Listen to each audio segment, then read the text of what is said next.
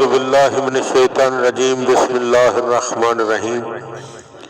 مولا کائنات حضرت امیر المومنین علی ابن ابی طالب علیہ السلام کے مجموعہ کلام نہج البلاغہ کے پہلے باب کا خطبہ نمبر 54۔ ومن کلام اللہ علیہ السلام، آپ علیہ السلام کا کلام فی ذکر البیعت، جب آپ کی بیعت کی گئی تو اس وقت کو اس طرح بیان فرمایا، لوگوں کی حالت کو اس طرح بیان فرمایا۔ فَتَدَاقُوا عَلَيَّ تَدَاقَ الْإِبِلِ الْحِيمِ يُعْمَى وِرْدِهَا قَدْ أَرْسَلَهَا رَائِيَهَا وَخُلِعَتْ مسانيها حتى ظننت أنهم قاتليّ أو بعضهم قاتل بعض لدي۔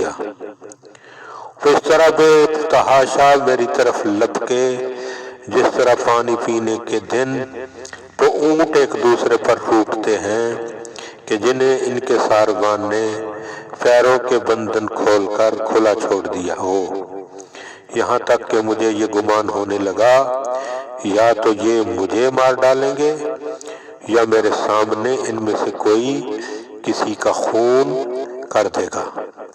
وَقَدْ قَلَّبْتُ هَذَا الْأَمْرَ بَطْنَهُ وَظَهْرَهُ فَمَا وَجَدْتُنِي يَسَعُنِي إِلَّا قِتَالُهُمْ أَوِ الْجُحُودُ۔ میں نے اس امر کو اندر باہر سے الٹ پلٹ کر دیکھا تو مجھے جنگ کے علاوہ کوئی صورت نظر نہ آئی۔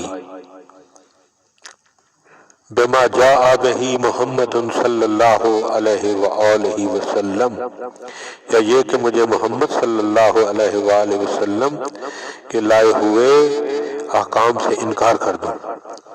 فَقَانَتْ مُعَالَجَةُ الْقِتَالِ احون علی من معالجۃ العقاب۔